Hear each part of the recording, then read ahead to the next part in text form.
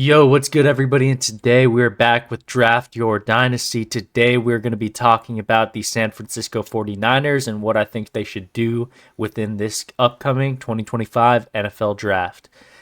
Talking a little bit about the team needs for the 49ers,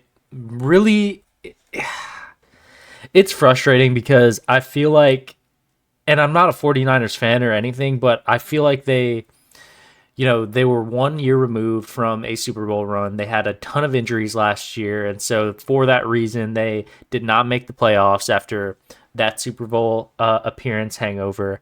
And basically, they decided this offseason, at least what we thought they were trying to do, was get a little bit younger, get a lot of those big contracts off the books, and make sure that they are able to pay Brock Purdy and whoever they need to pay that is part of their, long-term younger core. And so what that means is they let go of Trevarius Ward, they released Javon Hargrave, they let go of Dre Greenlaw. A lot of these guys that, were big parts of that Super Bowl appearance run. They even traded Debo Samuel, big gadget, big time gadget receiver for them, and so productive in his time in San Francisco. A lot of people thought Brandon Ayuk was on the way out. That still might be the case, but just not yet. At the recording of this video, which is on March 23rd. But then, a little bit of a puzzling move because Jordan Mason stepped up big time when Christian McCaffrey was out, the 24-year-old back. And, he played great, and then he had a little bit of an injury concern going on, and then they had Isaac Guerendo step up as next man up. You would have thought that either Jordan Mason or Isaac Guerendo would be their running back of the future after Christian McCaffrey is his time in the NFL is done, which is in the next 1 or 2 years, you'd imagine. But then they trade Jordan Mason. They trade Jordan Mason to the Vikings. And, now where are you at when it comes to, are you banking on Guerendo being the guy moving forward? I think they will go for a halfback at some point in this draft, but so much is left to be desired from the 49ers, after this whole original wave of coming from the offseason. They added Trey Brown, the cornerback, Luke Farrell, a little bit of a younger tight end, Luke Gifford, Richie Grant, Kyle Juszczyk. They re-signed him to a 2-year deal, $8 million. They also signed Mac Jones to back up Brock Purdy. They also signed Saron Neal, Jason Pinnock, which that's not a bad deal, 1-year deal for a guy like Jason Pinnock. Curtis Robinson, Demarcus Robinson, the wide receiver coming out of the Rams, I believe. Interesting to see what he's going to be able to do. Obviously, he's not going to be making up for anything that Debo Samuel did, but he will be some depth at the wide receiver position, which they still need. And then they also signed long snapper John Weeks. So just talking about their depth chart a little bit, they need a lot. They need basically all defense. For the most part. And then they also need young playmaking skill position players to back up or at least be potentially, those people that lead their position in the future, such as halfback Christian McCaffrey, is going to be retiring soon. And so you need another option aside from Guerendo, even though he looks pretty promising, to potentially be that running back of the future. And then George Kittle, you need a tight end of the future because he's not going to be in the NFL too much longer either, you'd imagine. So yeah, let's get right into the draft. Here we are on the PFF mock draft simulator, as we usually are. They have the 11th pick in the draft, which is pretty good for them. That's going to help them out a lot. Let's go ahead and get started. So coming up here at pick 11, they have a lot of choices. I don't think Ted McMillan would be in the cards for them because they do have Jawan Jennings still. They have Brandon Ayuk for the time being. And they also have Ricky Pearsall at the recording of this video, by the way. So if Brandon Ayuk ends up getting traded closer to the draft, do not yell at me that I didn't pick Ted McMillan for the purpose of this video. I think here it's going to be interesting because they need a replacement to Trevarius Ward, absolutely. They have Trey Brown, who they just signed, and they have Renardo Green. Is that really sufficient for your depth? Uh, for your depth at receiver, or sorry, not receiver, cornerback. Is that sufficient? Are they going to be reliable to be your cornerback 1 and 2? My answer is probably not. I think they go for Will Johnson here, even though I'm a big fan of Mike Green and I'm a big fan of James Pierce Jr., who I think have higher, not higher upside, but I think they have more reliable upside than a guy like Will Johnson, and they do need edge as well. But this edge class is so stacked, and Will Johnson's value as a boundary corner in this draft, and like he has legit cornerback 1 potential. That is absolutely for certain something that is, a possibility. So I think here, and, great size for that position, 6'2", 202. I think they go Will Johnson here at pick 11. That's going to be the pick for them that I'm going to go with. Next, let's see, pick 43. So we just went cornerback. That should do it to fill that need. Maybe they want to, but at the very least, let's worry about that later in the draft. At this point, I think they would be looking for somebody on the defensive line, either edge or IDL, would be the right move here. I think this is going to be way out of left field, and maybe it's not, maybe it is, but I think getting somebody opposite Nick Bosa, such as a Jack Sawyer, and you watch Jack Sawyer's tape, it's so good. He doesn't have the deepest bag as far as pass rush moves go in terms of variety, but he has a pro-style pass rush ability. He is like the analysis says, he has an extremely high floor, and he's someone that you can just tell by watching the tape he is going to be good in the NFL. And opposite that, from Nick Bosa, that's scary. That's scary if you ask me. I think Jack Sawyer has the ability to be a day one starter, and he's going to be somebody that is going to complement Nick Bosa in that pass rush, and that's going to be really scary as long as we shore up the IDL later in the draft. So we're going Jack Sawyer with the second round pick 43. And look at this. Look at this. Pick 75. We still have Shamar Turner here. 6'4", 300. He's played a variety of different spots on the defensive line for Texas A&M, like it says here. There's overall length and size limitations. However, he's played multiple positions. He's very versatile for the IDL position. I think this is the type of guy that you want if you are the 49ers. But let's look at the other options of people that are on the board. I'm still looking at IDL. Yeah, I think it's a no-brainer. I think we go Shamar Turner here because with the 49ers, you're going to want to mix in different types of formations, different types of sets, different types of looks on defense. And I think Shamar Turner is a guy that can help wear many different hats for you. Even though we just picked up an edge, I think if you move Shamar Turner around, on different downs, it could cause a little confusion and could be really scary. I think we go Shamar Turner here. Pick 100. Pick 100. So see our picks now. Here is where it gets interesting because we start getting, into the deeper parts of the draft, and I feel like with the 49ers having so many picks, I think we pick up another IDL. Let's see, Annis Peebles here. He's a little bit small for what I'd want to see, especially if we're going to pair him alongside a guy like Shamar Turner. There's still Deone Walker here. I like that a lot. An absolute wrecking ball.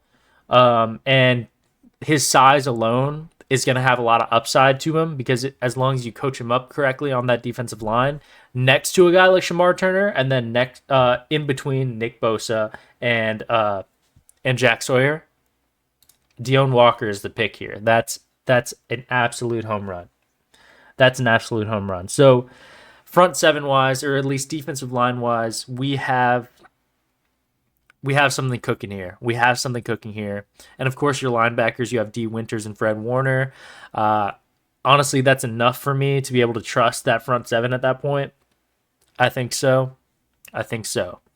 Um, Now let's look at what else is available when it comes to the defense. Do we still want to keep prioritizing defense, or do we maybe look, because you need a center? Jake Brendel, who's currently designated as projected starting center on their projected depth chart, not super great. I think this is where we kind of look to a guy like Seth McLaughlin. So we're at pick 113 here. I think he'll still be there later in this draft, but at one point he won in college. He won the best center award as the nation's best center, winning the Remington Award. So I definitely he's going to be a guy we look at soon here. Maybe here is a crazy kind of like low floor, high upside type of pick. Maybe we go for your backup tight end of the future, Harold Fannin, who is only 20 years old. He's only 20 years old. And you need, like I said, a replacement to George Kittle eventually. Will he be your tight end too, to start out with? And maybe George Kittle is more of the blocker tight end in certain situations. And you get Fannin some looks, and you have a dual receiving threat as well of Kittle and Fannin. That sounds really, really good to me. But we got to look at our other options here. We might be looking for another corner here. We got Kobe Bryant still on the board. He had a pretty good combine, 6'1", 175, a little bit small. We also have his teammate Mello Dotson, 6'1", 190. Yeah, I honestly, I'm really feeling Harold Fannin here. I think we go Harold Fannin as the high upside potential tight end of the future for the San Francisco 49ers. 49ers fans, you might yell at me for all that, but please try to see the vision. Try to see the vision. Let's see. Oh,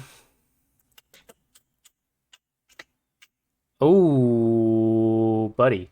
Hold on. Let me cook.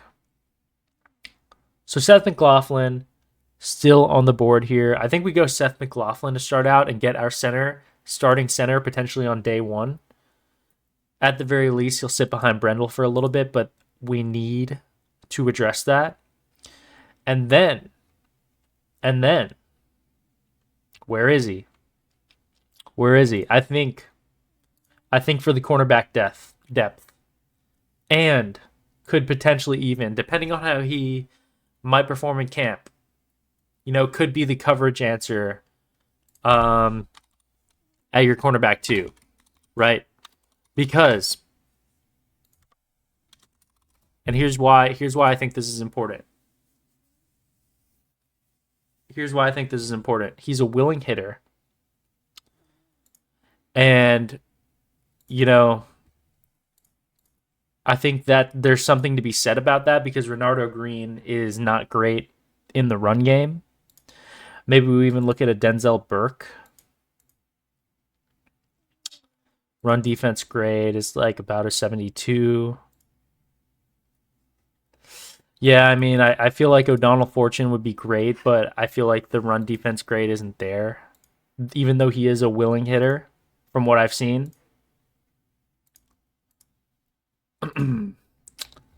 Yeah, I don't know. I don't think it's worth, like, maybe a guy like Denzel Burke, just a a proven Ohio State defense, a menace on that side. Maybe we continue to beef up the offensive line too, right? We don't have any guard depth outside of Spencer Burford, really. We need somebody on the other side to back up Dominic Pooney, I feel like. But is the value there right now? I'm going to have to think about this a little bit. Let's see. Let's see. I mean, a Johnny Cornelius too is interesting to back up McKivitz. It really, I mean, the 49ers have so many picks, y'all. They have so many picks. Maybe we go halfback of the future, potential halfback. It seems a little early for that. I'm going to go with my gut and kind of go for additional cornerback depth because you're going to need it. If one of those guys that you picked up, these new guys, such as a Trey Brown, if he gets injured, if Renardo Green, even though he's not a new guy, even though you didn't just pick him up, if he does get injured, there's going to be problems. So we need some additional cornerback depth. Obviously with the whole Travarius Ward field, we filled that with Will Johnson, but we need additional depth. So I'm going to go with Denzel Burke right there. Two Ohio State guys back to back. Now,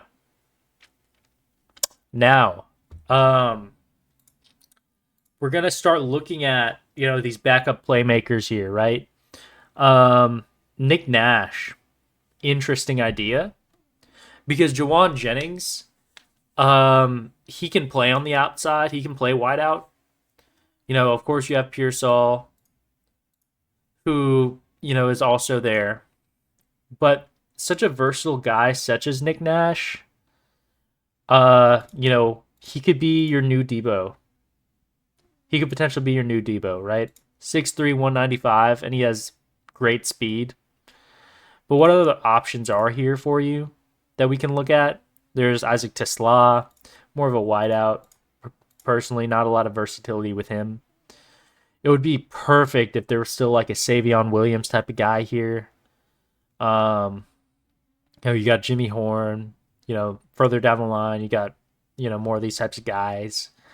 Joe Dirt might be an underrated late guy for this team if we're looking for kind of like a Debo light.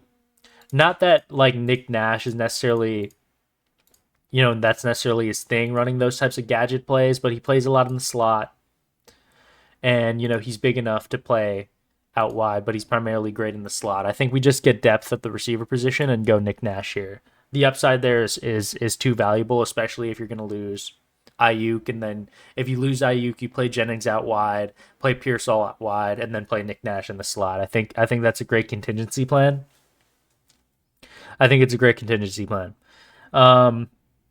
Now, we have 3 picks left in this draft. We've addressed interior O-line with the center position.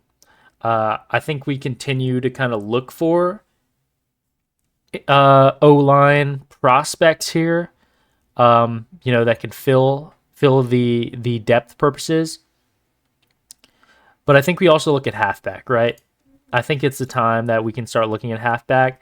But, I mean, later on is better because it's a very picked over position at this point.